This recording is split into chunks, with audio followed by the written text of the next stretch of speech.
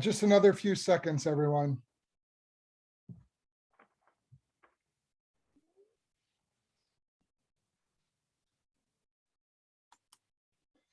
Okay, I have 7:15, so I think we'll get started, and I know a couple people may come in. All of you have been very diligent, because I know I have to say it every time, but if you don't have a question or comment, please put your mute on. Otherwise, it gets very distracting when I'm trying to teach. But I think all of you have done that, so thank you. And if you have a comment or question, raise your hand or unmute yourself and call out your name, because as best as I can, I really want this to be interactive. We had some really good questions and comments last Wednesday, and I hope we'll have some today. So, and I'm also recording this if you want to follow it afterwards, and I know some other people are going to watch it later. So it's good to see everyone. I hope you've had a good week. A lot of stuff has happened in Napa since last Wednesday. If you recall, the morning after the first of these sessions was when there were hundreds of these anti-Semitic flyers that were dropped all around Fuller Park and near the synagogue. And I had been in touch all that day and night with the police department. The chief came and spoke to us at services Friday night. We had a wonderful demonstration of support that probably got 200 people on Saturday morning or Saturday early afternoon in front of the synagogue, that was organized by a group called Chalk for Justice. And while it was a horrible and upsetting episode, it's good to know that we have a lot of love and support from the non-Jewish population in Napa. So I just want to start with that, because that all happened the morning after class. And of course, we're all really concerned with what's going on in Ukraine. And the only other thing I know this is not a sermon, but I don't want to ignore, these big events that are happening. In today's email, I sent links to two very good organizations, HIAS, the Hebrew Immigrant Aid Society, and the World Union for Progressive Judaism. We had the speaker of HIAS come here before COVID and talk about refugees. I myself made a contribution earlier in the week, so I would encourage anyone who's able to support one or both of those organizations. Okay, let me just quickly recap last week, and then we'll start. I won't spend a lot of time on it, but I talked a little bit about what Midrash was, and how Midrash is sort of a literary genre in Judaism that goes back probably 1,500 years or more. There are Midrashim in the Talmud. There are Midrashim in standalone books that are specifically written as books of Midrashim. Midrashim is the plural of Midrash. And in essence, a Midrash is an imaginative literary way of trying to solve a problem in scripture, whether there seems to be a gap in a narrative, if a word is repeated, more than once or twice, if there are questions about a particular scene, if people are wondering what a character was thinking, even though the Torah never really says what he or she is thinking. There's a whole tradition of Midrashim that emerged to try to answer those problems, those questions. And some of them are pretty bizarre. Some of them are pretty wild. And we looked at some of them last week. So I'm going to share my screen. Give me 1 second here. And then we'll look at the new ones. So let me first share this screen here.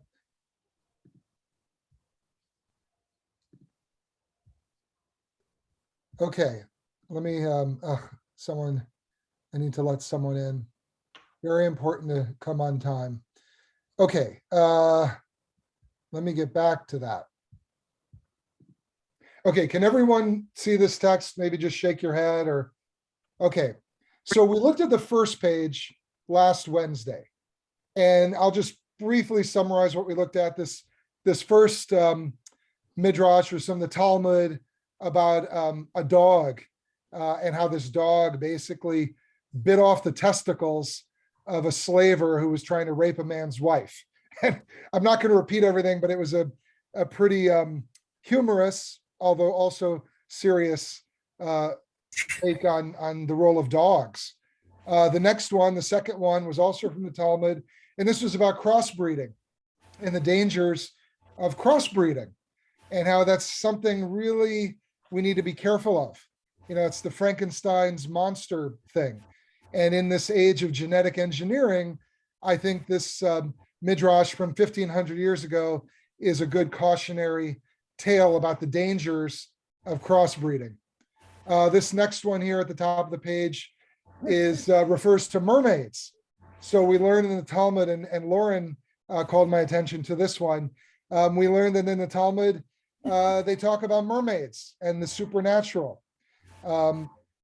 Then we looked at one from one of these standalone Midrash books called Tanhuma, and this one talks about a salamander and how salamanders emerge from fire, and that if you put the blood of a salamander on your body, you'll be protected from fire. Again, magic, supernatural, etc. We don't really associate Judaism with that, but it's there.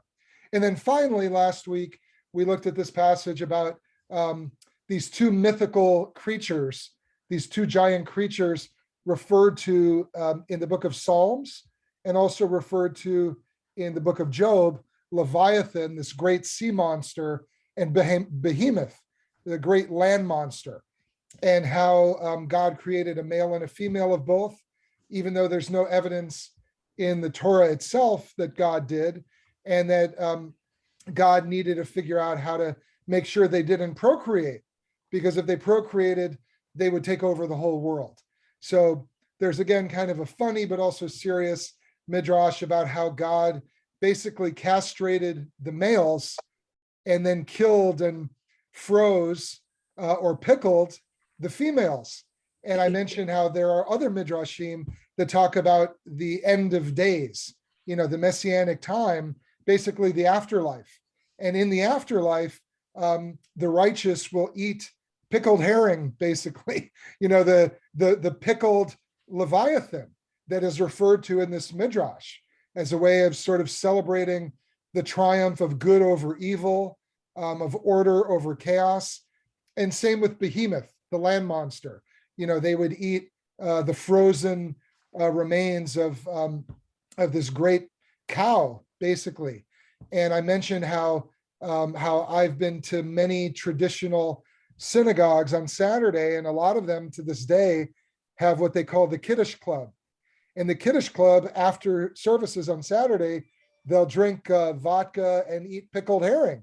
And a lot of people don't know where that comes from, but it really is a tradition connected to this midrash, again, to represent a taste, literally and figuratively, of what the world to come is going to be like, when the righteous will celebrate together, will study, will pray, we'll have community, and we'll eat pickled herring. So anyway, we talked about that last week. I don't want to belabor it, but we're going to shift gears a little bit tonight. And we're not going to look at midrashim that focus on animals. I focused a lot on animals last week. Tonight, I want to go in a little bit of a different direction. And we're going to look at a few midrashim related to the Cain and Abel story. And then we're going to look at one, and then we're going to look at two that have to do with fire, midrashim that have to do with fire. So before I look at the first one at the top here from Tanhuma, and Tanhuma is another one of these standalone collections of midrash. And I might have mentioned midrash kind of had its heyday about 1,000 years ago, and people are still writing midrashim today. There are feminist midrashim. There are vegetarian midrashim. There are social justice midrashim. So a lot of people have a particular angle, write new and innovative midrashim to this day. So this genre, has never died. Does anyone have any questions or comments about last week before we look at some new ones tonight? Did you ever read The Red Tent? I did not read The Red Tent. I think someone asked me that last week, and I haven't, but I've been told that in some ways that novel is essentially a midrash, right? Right. Yeah, no, I haven't read it. But from what I've been told, it's sort of a modern feminist midrash on a particular character from the Bible. So the tradition doesn't end. Okay, let's look at some nuance. So most of you may be familiar with the Cain and Abel story, where Adam and Eve are kicked out of the Garden of Eden. They know each other. The text tells us they know each other, and then they give birth to two children, Cain and Abel. These two men or two boys. Cain and Abel are the very first human beings in the world, other than Adam and Eve, their parents, and they don't get along well. Big surprise, sibling rivalry rears its head in the very beginning of the book of Genesis. So here's the world that's brand new, and we're talking about the first, 4 chapters of Genesis, and the only human beings that are around, according to the text, are Adam, Eve, and Cain and Abel. And it sort of jumps ahead, the Torah sort of jumps ahead to presumably when the two of them are at least teenagers, if not young adults. And then there's this verse, and they get into some kind of an argument. And the Torah never tells us what they're arguing about. It just says that they were in a field and they exchanged words with each other. And here's a midrash that picks up on this verse from Genesis chapter 4, verse 8. It says at the top of the page, and when Cain and Abel were in the field, Cain set upon his brother Abel and killed him. So not only are Cain and Abel the first two children in the first two human beings in the world born by natural birth. After all, Adam and Eve were not born through natural birth. They were formed by God. So Cain and Abel are the first human beings to be born naturally. And they're the first human beings to have an argument with each other. And Cain is the first person to kill somebody. So the world's first death is the result of murder. So that's interesting in and of itself, that, Adam and Eve don't die, at least not yet. And the very first death in human history is the result of murder. So that says something about human beings and our nature. At least that's what I think the text is trying to teach us. But it raises the question, how did Cain kill him? Did he have weapons? Did he strangle him? How did he do it? And the rabbis were curious about anything and everything that related to scripture. So here's a midrash from Tanhuma that offers an answer. So the midrash says, after highlighting the verse, how did Cain slay his brother? Because the Torah doesn't tell us. He took a stone and inflicted many contusions and bruises on Abel's arms and legs. For Cain did not know what part of the body out of which the soul is released, until when he got to his neck, Abel died. So this can be interpreted in a few different ways. Just as Cain later says, when God says, Cain, where is your brother?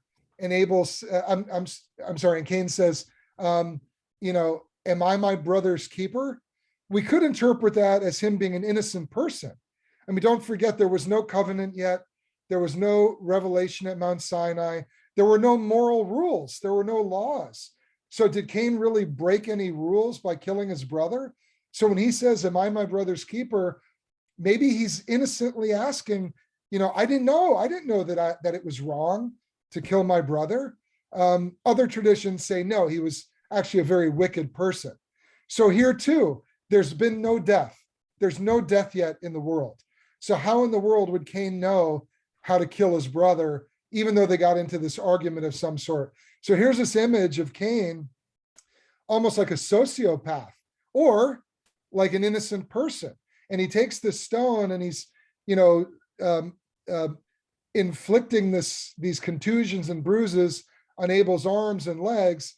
He doesn't know which one is going to kill him. He doesn't know, how you die.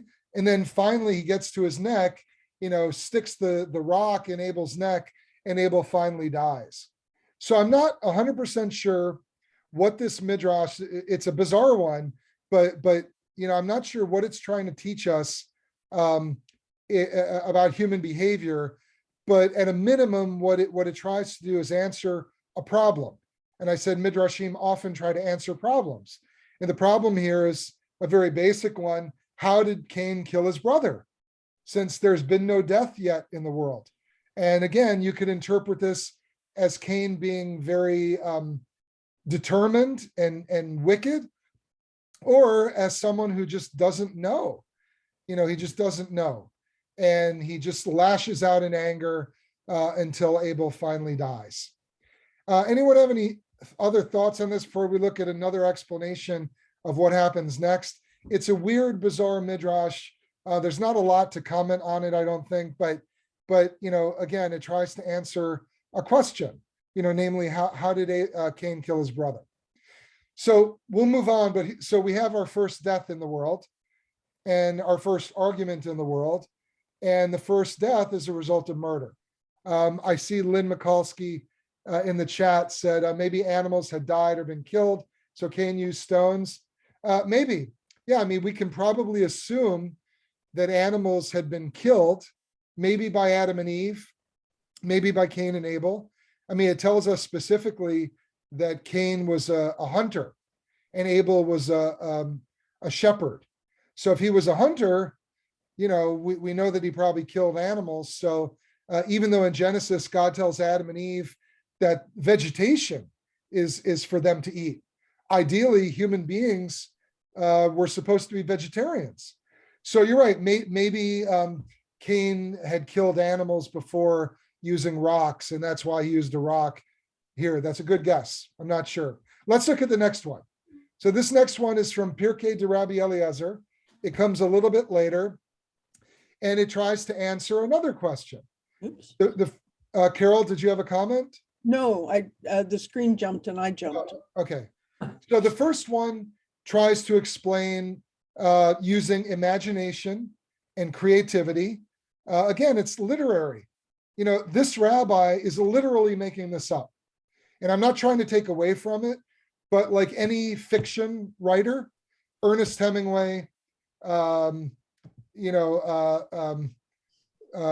Samuel Taylor Coleridge, William Faulkner, Joyce Carol Oates, you name it. Any fiction writer largely makes up a story. And that's what Midrash is. It makes up a story that may or may not have happened. So there's no evidence whatsoever in the Torah about how Cain killed Abel. So now we get this Midrash to give us an answer. And this next one tries to answer another question, which is the Torah doesn't tell us anything about how Abel was buried. It doesn't say anything about how he was buried. Was he buried? Whoever wrote this, 1,000 years ago, Jews were being buried, regularly, every day, I'm sure, all over the world. And as you know, probably all of you here, there are many, many different Jewish customs when it comes to death and mourning and burial. Some of you here have just experienced personal loss, and there are many rituals for how we grieve. So by this point, whoever wrote this midrash we're about to look at clearly knew about sitting Shiva and about burial and about the 30 days of mourning and saying Kaddish and all that stuff. But in the Torah, of course, there's no description at all about not only how Abel is buried, but even if he's buried. So whoever wrote this midrash probably finds it sort of intolerable that there's no sort of respectful burial for Abel, who's innocent after all. So let me read this midrash, and then we'll talk about it for a minute. And this midrash actually appears again in the Quran. There's a reference to a raven in the Quran as well that was written after the Torah. So it says, after Abel was slain, he was lying in a field. Remember, this argument takes place in a field. And his blood was splattered over sticks and stones. Presumably the author of this midrash may have read the midrash from the previous author. It says, the dog who had been guarding Abel's flock again, a positive depiction of dogs here, now also guarded Abel's corpse from the beasts of the field and the birds of the sky. This is now the third midrash I've given you guys where dogs are presented in a very positive light. And I bring that up because a lot of people have pointed to other texts where dogs are viewed very negatively, but there are lots of other midrashim where dogs are viewed as very noble, very loyal, and very protective creatures. So there's there's a dog guarding Abel's corpse from all the other animals. And then it says Adam and his mate, presumably Eve, sat by the corpse, weeping and mourning for him. Maybe this was sitting Shiva. But they did not know what to do with Abel's body. How would they know? There had never been a death before. And then here's the bizarre and weird part, in keeping with the theme of this seminar, a raven whose companion had just died said, and now this animal is getting personified, I will teach Adam what to do. Pretty weird. A raven teaches Adam, the world's first human, how to deal with burial and mourning. The raven took his dead companion, this other bird, dug up the earth before the eyes of Adam and his mate, and buried him in the ground. And then Adam said, we will do as the raven. At once he took Abel's corpse and buried it in the ground. So a few weird things going on here. First of all, I told you that the author of this midrash probably wrote it roughly 1,000 years ago and was well aware of the many and varied Jewish rituals for burial and grieving and mourning, and now comes up with, again, from his imagination, what might have happened, even though the Torah itself doesn't even mention Abel being married. And what's fascinating here is it's a bird, it's a raven that teaches Adam and Eve what to do. So this raven gets personified. The raven lost his own companion, digs up the earth deliberately in front of Adam and Eve and buries the bird in it. And then Adam says to Eve, let's do just like the raven. And then he buries Adam's corpse in the ground. Now, what do you think this author is trying to teach us through this kind of weird midrash? And as I said earlier, this midrash, or a variation of it, occurs toward the very beginning of the Quran. There are a few biblical figures, I believe Adam and Eve, Cain and Abel, Abraham, Moses, and I think a few others, Ishmael, appear in the Quran, but this scene with the raven appears also. So what do you think this midrash is trying to teach us about animals, about grieving, about Adam and Eve, about death? Anyone have any thoughts?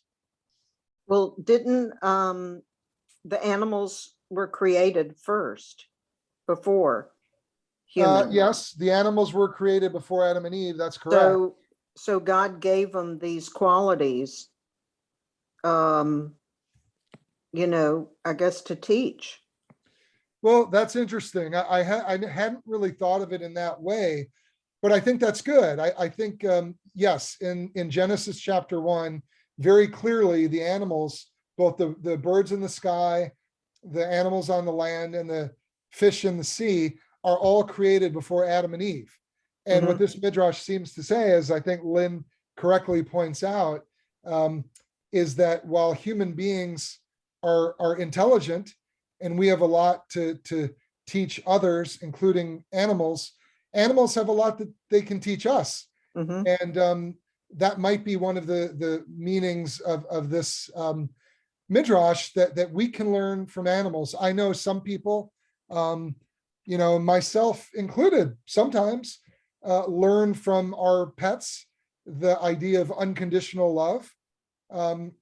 We can love our children or our parents unconditionally, but they can be very, very complicated relationships.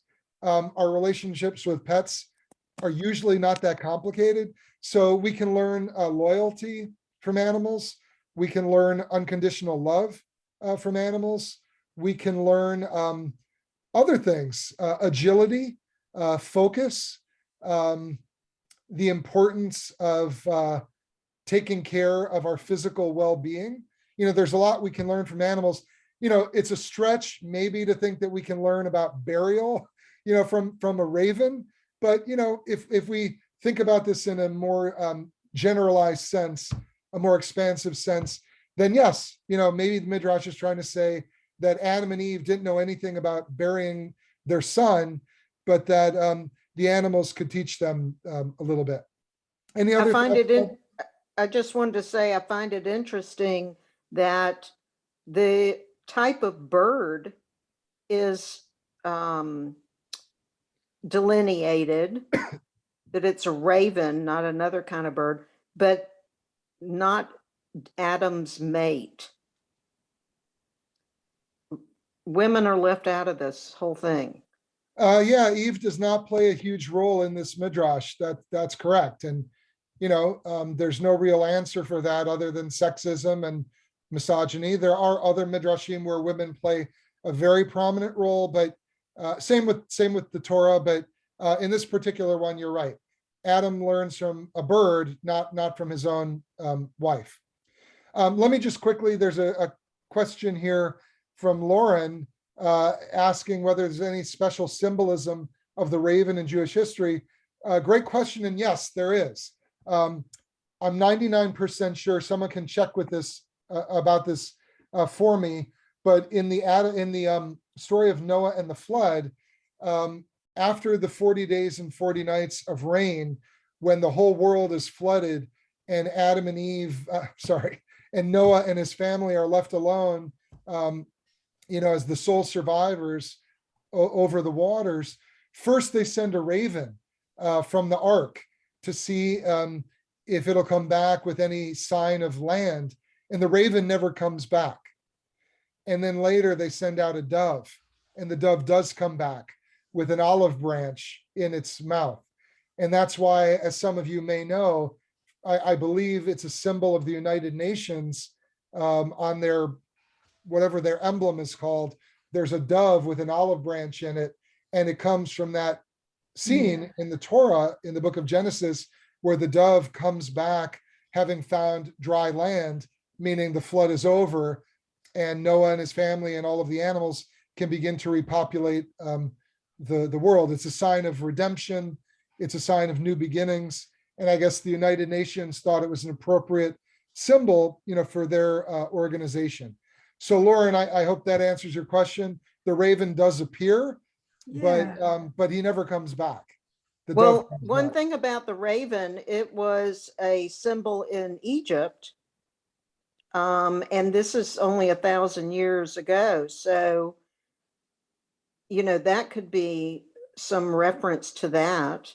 And also every ancient culture has a flood narrative. Yeah, I don't know about all of them, but I know many do for sure. All right, let's go on. I want to go on to the next one. This one is Genesis Rabbah. Again, a standalone collection of midrashim. Rabbah means great. Genesis Rabbah means the great midrash of the book of Genesis.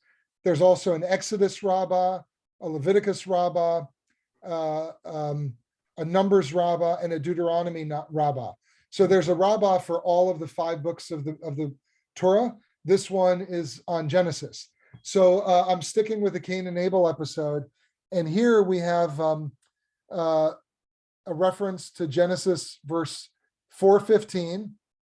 And it says, and God provided Cain with an oat, a sign or a symbol or a token for his protection. But we don't know what this oat is. Oat is a Hebrew word that is sort of hard to define. And again, Midrash tries to solve problems. It tries to answer questions. So what is the question here? What's the question that this author is trying to resolve? Anybody? Cain thought that he was going to be killed by other people. And he said, well, but the question, the problem is, what does this word oat mean? Oh, sorry. Yeah, that's what he's trying to find out. So now we get a very short midrash, actually 2 of them, that tries to answer the question of what in the world is this oat? And the first one says, God gave him a dog. He's a dog. Here's the 4th reference to dogs. God gave him a dog according to Rav. So according to the first rabbi, his name is Rav, the oat, the symbol that the mark of Cain, so to speak, is something positive. In Western culture, we often think of the mark of Cain as something negative. But in this interpretation, the mark of Cain, this ot in Hebrew, is actually something positive. God gives him a dog to protect him because God knows and Cain knows that people are going to want to kill him because he's a murderer. He killed his brother in cold blood. So the first midrash says that the ot is a dog to protect him. But then another rabbi comes along, and as you know, Judaism is a religion where we debate each other all the time. So there's no resolution here. We're just given different interpretations. So the next one, according to Abba Yossi, is that God made a horn grow out of Cain's forehead. Again, bizarre, weird, keeping with the theme of believe it or not. So it's a little bit different here. In the first one, Cain gets something positive. He gets a dog to protect him. In the second one, God basically turns him into a monster and has a horn grow out of his head, almost like a rhinoceros, or not really a unicorn, but something very fearful and abnormal. So you have two different midrashim. They're both very short. They're one line each, offering radically different interpretations of what this Hebrew word ot means. And now we're going to pick up on them in the next midrash. This one is called Tanhuma, which I think we looked at earlier from the book of Genesis. And there's a reference to a guy named Lamech, who is Cain's grandson. And we just know this from the Bible. It gives a lot of genealogies. And there's a reference to this guy Lamech. We know very little about him. But here's this scene, this midrash, which is completely made up, completely a figment of this rabbi's imagination. I'm assuming he was a rabbi, but he might not have been a rabbi. And listen to where he goes, and tries to offer a little color and a little connection between the verse above about God putting an ot on Cain, a symbol or a mark, and now the consequences of that. So it says, Lamech, seventh in the generations of mankind, so 7 generations later, who was Cain's grandson, was blind. One time he went out hunting with his young son holding him by the hand. He couldn't see, so his young son is basically holding him by the hand. The child saw something that looked like a beast's horn and said, well, if you look back, where did he get that from? The author of this midrash probably was well aware of the other midrash that said God made a horn grow out of Cain's head, made him a monster, basically. So the child sees this monster, he doesn't know who it is yet, and then says to his father, who's blind, I see something that looks like a beast. And then Lamech, Cain's grandson, bent his bow, released the arrow, and slew Cain. He basically killed his own grandfather. When the child, still at a distance, saw that it was a dead man with a horn on his forehead, he said to his father, my father, this looks like a slain man with a horn on his forehead. He realizes they've killed a human, or sort of a half human, half beast. And then Lamech cried out, woe is me, it is my grandfather. In contrition, he clapped his 2 hands together, inadvertently striking the child's head and killing him. So again, another weird, bizarre, sort of funny, but not midrash. So just imagine this. We have this midrash above that was written earlier that talks about this horn growing out of Cain's head to basically protect him from other people who would want to kill him, basically to scare other people away. And the opposite happens. The opposite happens.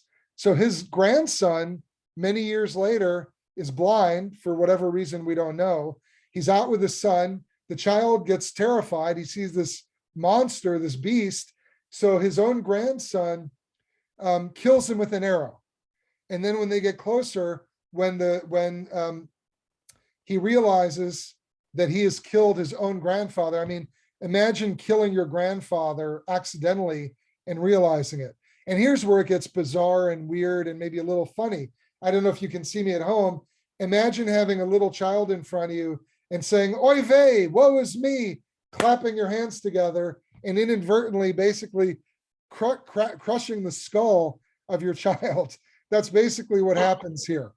So I don't know what kind of meaning we can tease out of this, except, and this is what I've written about when I've written about this story. It's sort of, if you look at the very first Midrash, all the way down to the fourth one that we've just read, this legacy, it all goes back to murder. The world's first death is the result of murder, the world's first murder.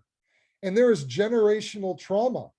There are consequences to this murder that go on, generations after the murderer has died.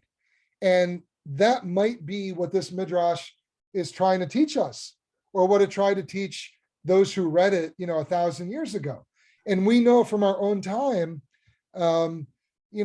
if someone in your family is convicted of a crime, that can stick with the family, even if the family members had absolutely nothing to do with it.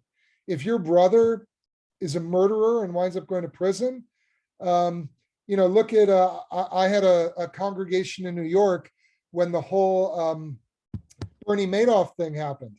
And as I think one of his sons committed suicide. I forget which one.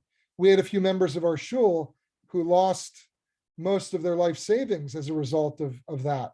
Elie Wiesel, I think, lost most of his life savings as well. A lot of people did. But in any event, the negative outcome of Bernie Madoff committing the crime that he committed is that lots of people were harmed in the process, including his own son, who took his life. So I think what this may be trying to teach us is that when somebody commits a crime or commits a wicked act, particularly if it's a capital crime like murder, the consequences of that crime, the trauma that action can result in, can last generations, and can negatively impact people who are completely innocent. I mean, look at this Midrash. Lamech, the grandson of Cain, he was just out hunting with his kid. So not only does he wind up traumatized by the fact that he just killed his own grandfather, he winds up killing his son to boot. So his son dies. He's traumatized two times. One because he killed his grandfather, and the other because he killed his son. I mean, can you imagine being this guy, killing your grandfather and killing your son, all within like 5 minutes of each other? So anyway, I won't belabor it, but I think that might be what the Midrash is trying to teach us, that when we commit acts of wickedness, they can be very far-reaching and have major repercussions on our family. I'm just looking at a comment here from Lynn. All of you can see it too if you look at the chat. Is it implied that the midrashim is influenced by the age and wait a minute, I can't read the whole thing. By the age and environment of the scribe when stories are created? Yeah, I mean, I think it's very safe to say, just like a novel, a person who writes, I mean, look at The Great Gatsby. When F. Scott Fitzgerald wrote The Great Gatsby, he was very much writing about the elite New York society that lived on Long Island, in the I guess you'd say the 20s. The 20s, you wouldn't call that the Gilded Age, the Jazz Age, basically. So yeah, I think it's very safe to assume that midrashim, that the authors of the midrashim very likely were influenced by the time and place in which they lived. Okay, I want to get to the final two. So now we're jumping gears. So the first four were about Cain and Abel, and some of them are a little weird, ravens, horns in our heads, generational trauma. Let's look at two that have to do with fire. So here's one from Genesis Rabbah, and this is written completely in a fabricated way. So not all of them relate directly to scripture. Some of them are just written like a novel. Some of them are just fiction. and they don't have anything to do with the Bible. And this is one of them. It's just a parable that a rabbi wrote to teach a message. And many of the midrashim that were handed down to us are like that. So they don't necessarily have to refer to biblical verses or biblical scenes, although most of them usually do. But here's one that doesn't. Rabbi Isaac told the parable of a man who was traveling from place to place when he saw a mansion in flames. And he wondered, is it possible that the mansion is without someone to look after it? He sees this big house burning and he doesn't see anybody. And he wonders if, it's just burning and there's nobody who's watching it, who's taking care of it. At that moment, the owner of the mansion peered out at him and said, I am the owner of this mansion. So too, Abraham was wondering. So I have to correct myself. He is referring to Abraham, but only in a very, very general way.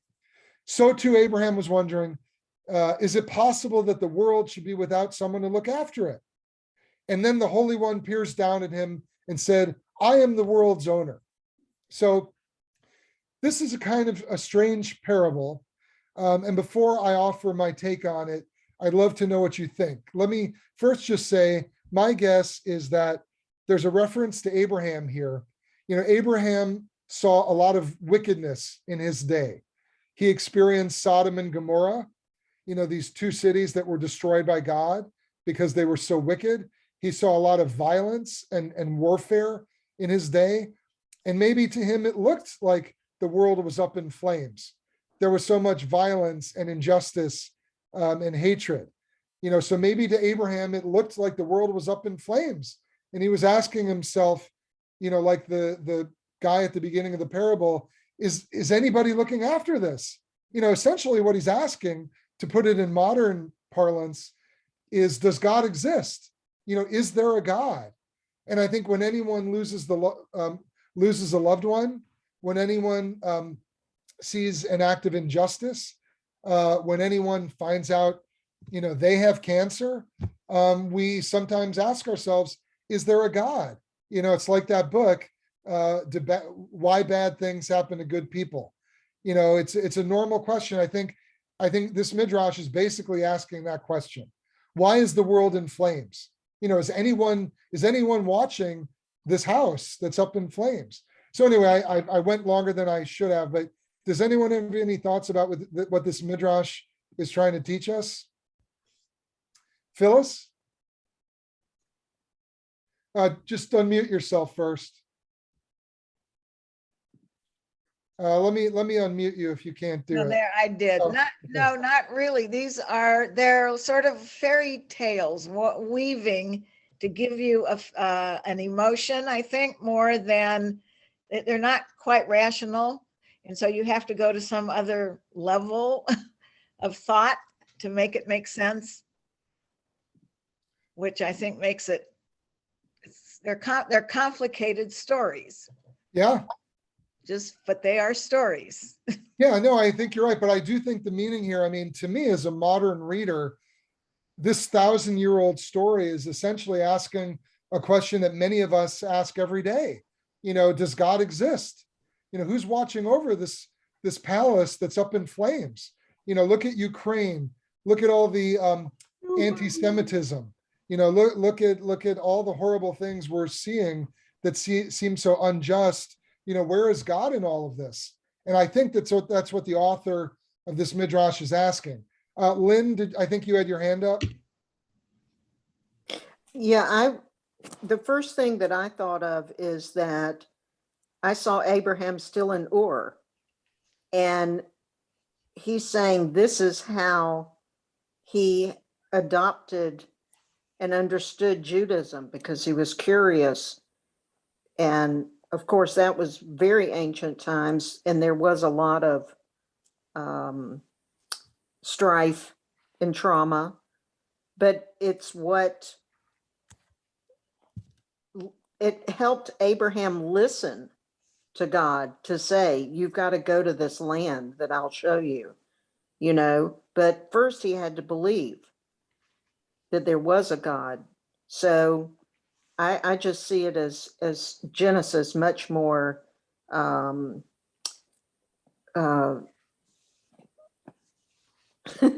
I can't think of the word. No, I understand what you're saying. I mean, It's taking it back to Judaism's original.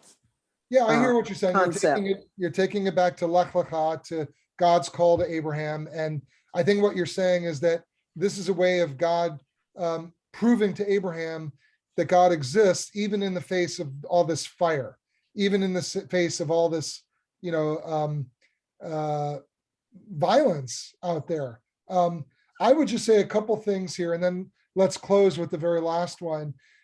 To look at the world as a mansion on fire, as a palace in flames, which is the parable, what the parable is about. I think what it's saying is, that the world exists even in the face of all of this fire, all of this violence, all of this ugliness. The world can be a dangerous place, but on the one hand, it's urging us to realize that we're not alone, that God is in there with us. God is burning. God is burning in the fires just like we are. Now, I'm not Christian, and I've never been tempted to be, but I know that some Christians talk about Jesus suffering on the cross in a similar way. And they say that Jesus being crucified on the cross and feeling pain and suffering was a way of expressing the fact that when we feel pain, God feels pain also. And God is there right with us. We are never alone when we feel pain.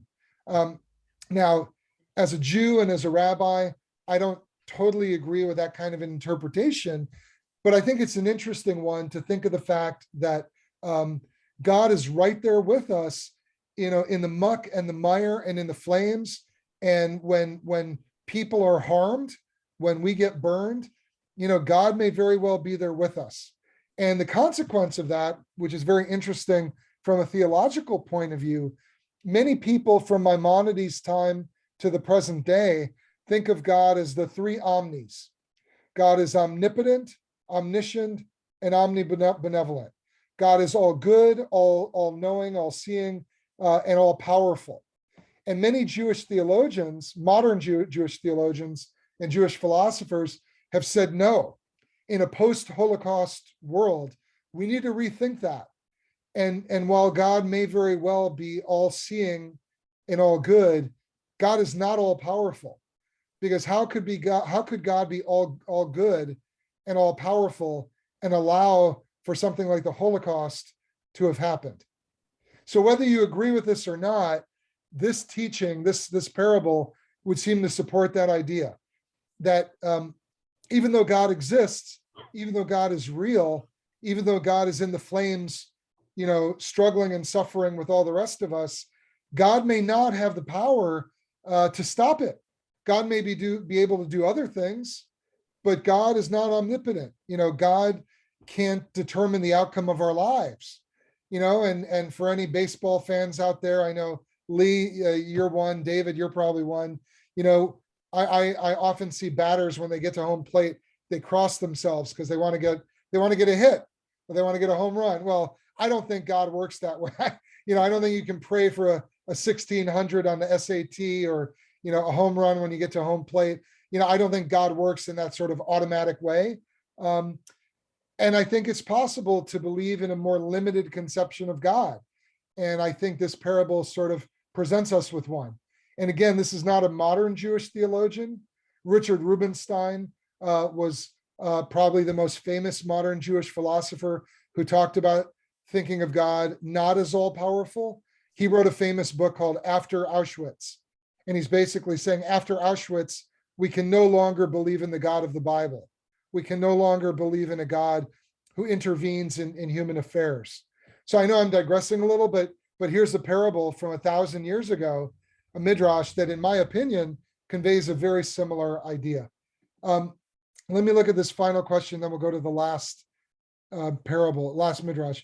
God created humans in free will to choose good or evil. I mean, that's exactly the point. That's another way of looking at it, which is that even if God is all powerful, and this is different from Rubinstein's take, even if you believe God is all powerful, God is deliberately choosing not to interfere with our lives, because otherwise we would have no freedom.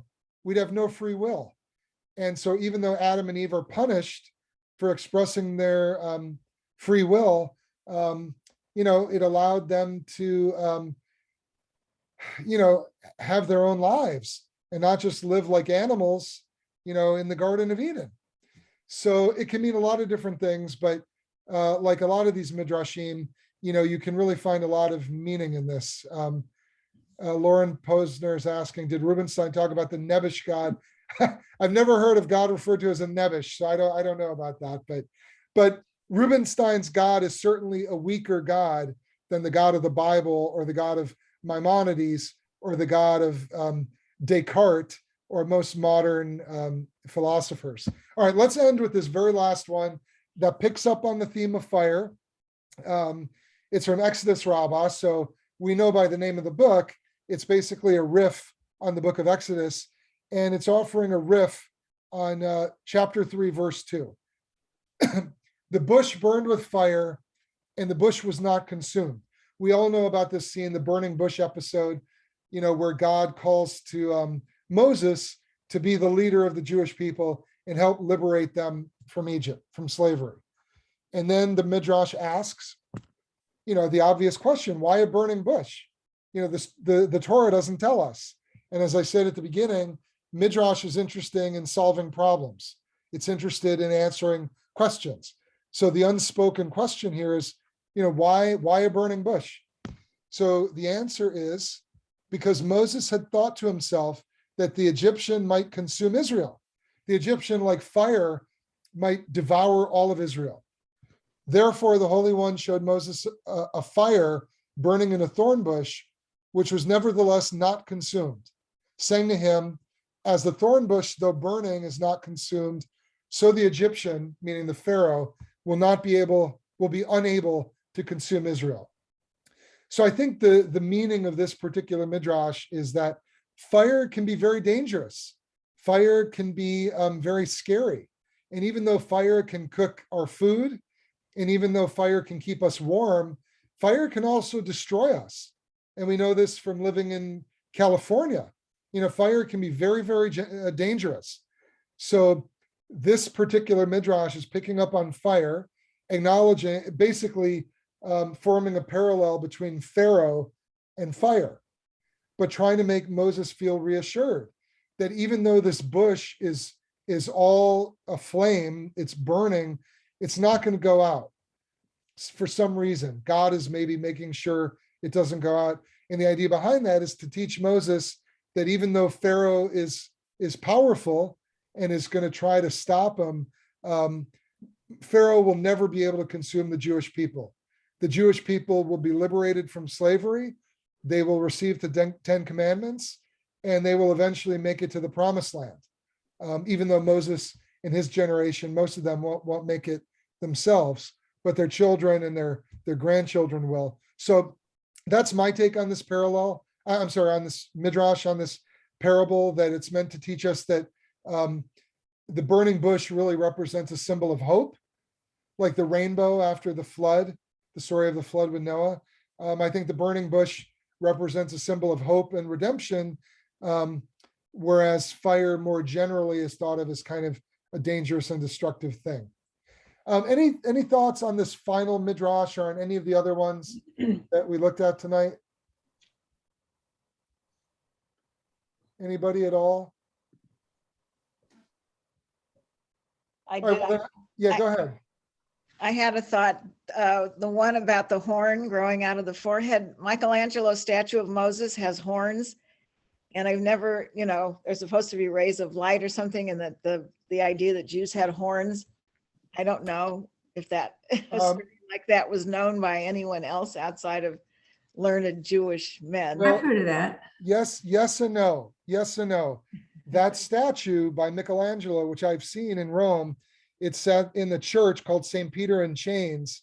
It's the same Hebrew word. Karen means horn, but he was referencing another scene where Moses comes down from Mount Sinai in the book of Exodus, having just had this experience of communion with God. And it's the same words. He has these horns of light, or these beams of light that come out of his head that terrify the people of Israel. And that is what those horns, even though they look like animal horns, that's what they're supposed to represent. I think in Michelangelo's statue, but Yeah. less sympathetic people have said it's related more to a misinterpretation by Michelangelo. He didn't know that that meant beams of light. He just thought it literally meant horns, and that Moses literally had horns, and that Jewish people may have had, horns. But it comes from the book of Exodus, not from the book of Genesis, even though it's the exact same Hebrew word. So that's a good point. I have a lot of art reference stuff and images, and in these old images, they're almost all European derived, and they're always showing Moses and other priests, kind of highly powered priests with these beams sticking out. And when I'm trying to like make it fit for the synagogue, like an image for the synagogue, I always have to Photoshop those out. Yeah. It's just these beams of light, they just stick out, Yeah. and these images and, that I sometimes use in my collage. It's like, here we go again. And anyone who has seen Renaissance art Mhm. at cathedrals, or not Renaissance, medieval, I think, medieval, maybe also Renaissance art, knows that when in cathedrals they depict saints and the Virgin Mary and Jesus and all of that, they have these halos around them. I'm not a scholar of the New Testament, but I would suspect that that idea of the halo in early Christian art may have a connection to that idea of light, which takes me to Lauren's question in the chat. And Lauren, thank you again. I hope you were here when I gave you a shout out for pointing me to the mermaid text.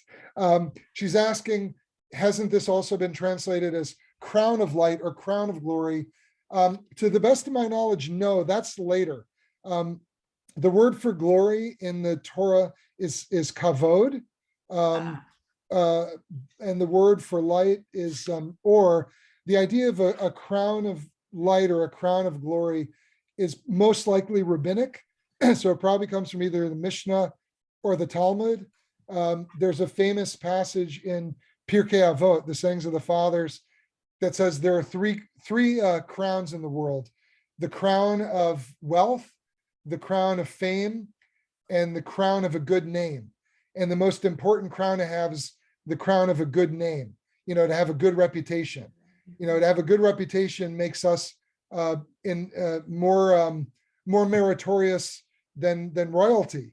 But good reference, because the crown of light, the crown of glory, does appear in rabbinic literature. But that idea of a crown is really post-Torah, and we don't really get to crown, because don't forget, until we get out of the book of Deuteronomy, we don't have any kings or queens in Judaism. Moses, Abraham, the patriarchs and matriarchs, none of them are royalty. And don't forget, in the book of First Kings, when the Jewish people say, look, we want a king like everybody else, the prophet Samuel says, are you sure? I don't know that you want to mix church and state. It's probably not a good idea to have a king. And of course, the people went out and they get a king. And a few generations later, there's a civil war, and they're taken captive and brought to Babylonia. But anyway, Lauren, good reference, and I appreciate that. So unless there's anything else, I think we'll stop here. But my hope is that by showing you, and let me go back to them, by going back to the first page, believe it or not, the weird and wonderful world of Midrash. And by the way, if any of you want this page, send me an email and I'll go ahead and email it to you if you want this document. We looked at some crazy ones last week: mermaids, crossbreeding, dolphin skin, Leviathan, behemoth. And tonight we looked at some other bizarre and weird ones, but in a different way: murder, ravens that talk, horns that grow out of heads, generational trauma, fires that don't consume, God existing, within the burning world. There's some pretty weird stuff. And that's why a lot of people, a lot of scholars in Jewish studies departments, get their PhDs in Midrash, because Midrash is a very imaginative genre. And, a lot of people who are English majors or comparative literature majors who are interested in Jewish studies find this to be pretty interesting, because even though the stories are 1,000 to 1,500 years old, the meaning behind them can sometimes be as relevant to us, as it was to them back then. So quick plug. First of all, thanks for coming tonight. We have a family service this Shabbat, Friday night, but it's also a national refugee Shabbat. So in light of what's going on in Ukraine, if you want to come and, do what scores, maybe hundreds of other synagogues are doing all over the country, I'll be offering a few words about refugees in Judaism. We have some kids who are going to be leading some of the prayers. We're going to be honoring and praying for those who are fleeing the violence right now, the war. Hopefully you can come on Friday night. And otherwise, just keep reading your emails. One final thing for the Hebrews, for the men, I think Lee and David, you came to some of the other ones. We're going bowling on the 8th, next Tuesday night at 7:00. So I hope you'll sign up for that if you want to get a beer or two with me and, see me bowl really horribly. And everyone else, just, I hope to see you at something soon. And I hope you all stay well, and good to see you again. Have a good rest of Thank your you, evening. Rabbi. Thank you. Okay, take care. Thank you. He's a charming fellow, isn't he? Smart too. These are two books. One Oh, is yeah, the yeah. one I talked about, Major Trends in Jewish Mysticism. That's this one, and